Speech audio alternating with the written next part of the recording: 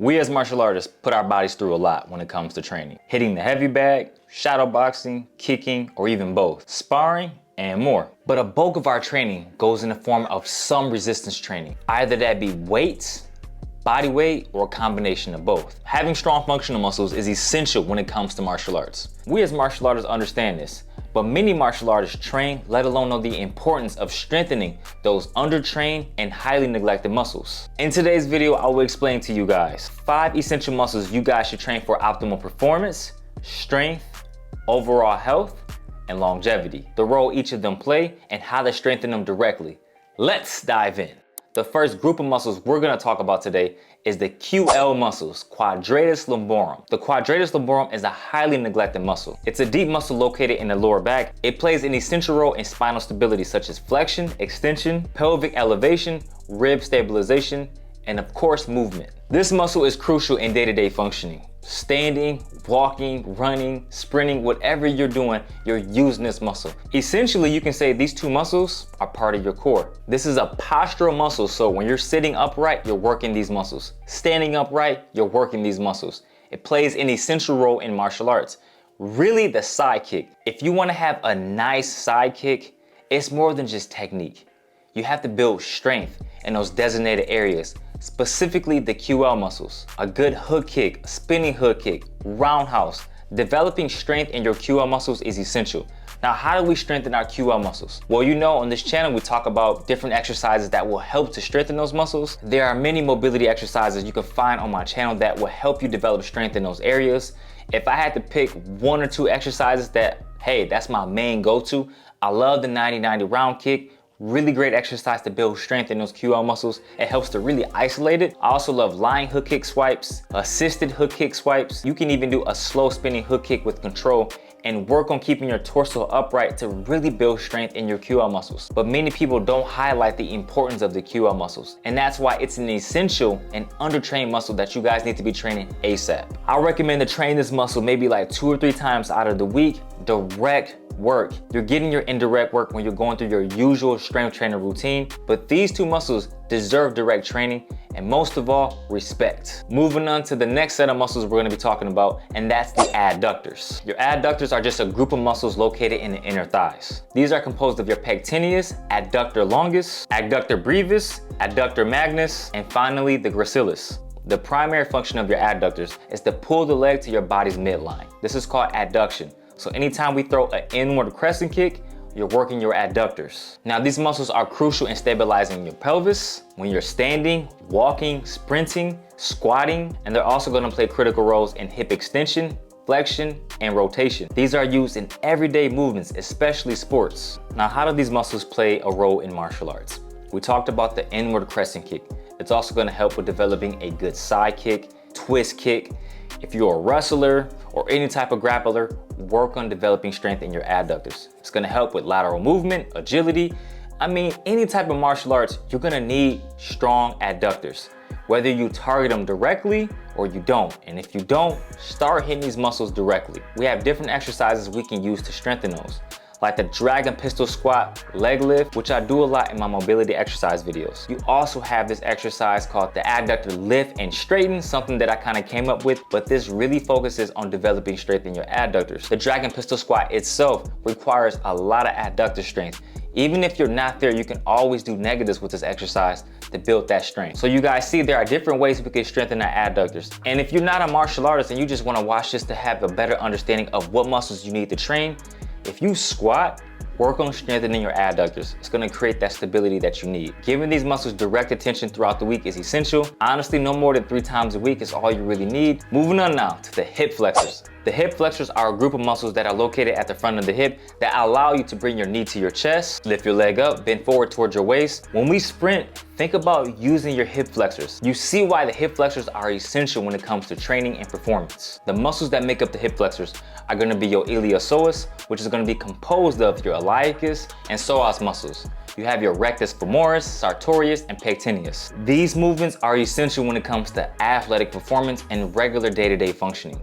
Walking, standing, sprinting. Again, these muscles don't get direct attention like they need. People work them indirectly, But how to strengthen these muscles directly, we're gonna talk about it. Firstly, how these muscles play a role in martial arts. Think about anytime you pull that knee to your chest, flexing the hip, right? Roundhouse, front kicks, jumping kicks, punching. The hip flexors are very important when it comes to martial arts. So we have to make sure we give it direct attention.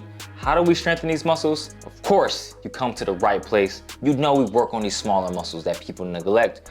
We have the straddle single leg lift, what I call the assisted front kick lifts. We have isometric holds for your hip flexors. There are so many muscles you guys can choose from to develop your hip flexors. Easy way to strengthen these muscles. The biggest thing is staying consistent. Now, when it comes to consistency when training your hip flexors, 2 or 3 times out of the week where it needs direct attention is more than enough. Just make sure you guys remain consistent. With that said, I would like to take the time to introduce you guys to the sponsor of today's video. That is OdinLake. With their amazingly designed Ergonomic 747 3-section backrest ergonomic chair. This chair has changed the game for me. If you like me and you sit at home all day doing work, or maybe you work all day at the office, then you need a comfortable chair. For years, I was using this old, what I thought pretty comfortable chair till OdinLake sent me this. First off, let me say, this chair is made from beautiful craftsmanship. Pretty simple to put together. It features an aluminum frame that ensures that this chair will last quite a long time. 3-section backrest that will ensure your spine is stable and comfortable for those long working hours. 2D headrest adjustment support helps to facilitate good postural position for comfort. Independent lumbar support to help relieve any pressure while sitting for long periods of time. Adjustable seat, armrest, and more. But what I love most is the recline you get with this chair. So after work, you can sit back, kick your feet up, and enjoy a movie or some anime. This chair has made working from home that much more easier and comfortable. It's definitely a commitment to ergonomic excellence that prioritizes comfort and health. And as a martial artist, why do you want to sit down in something uncomfortable when you can have something as comfortable as this? Check it out. All right, next up we have the forearms. The forearms are composed of many muscles that act as extensors and flexors. Think about flexing the wrist when you punch, extending the wrist when you do an open palm strike. And most importantly, if you are grappling, you better be working your forearms. In general, guys, if you're a martial artist, strengthen your forearms. It's essential. It'll help you punch harder. It will help you grab guys by that neck, that collar, whatever you're doing, to let them know, hey, these hands, they for real. How do we strengthen our forearms? So easy, right? Just simply hang from the bar. This is a great way to build a forearm and grip strength. My new favorite exercise I've been doing as of late, that's plate pinchers. Grab 2 plates, pinch them on the side, and just hold this for time. Great way to build up finger strength, grip strength, forearm strength, all around great exercise right here.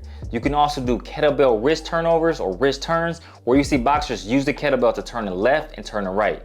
Great way to build up that forearm strength, which again will help with grapplers, punchers, just martial artists in general. Anybody in general needs to work on developing the grip strength. Highly neglected, even for the everyday person. Work on your grip strength because studies show when you have weaker grip strength, it can also indicate that you're not the healthiest. So make sure you guys make that a priority. When it comes to frequency, I suggest maybe like 3 or 4 times out of the week.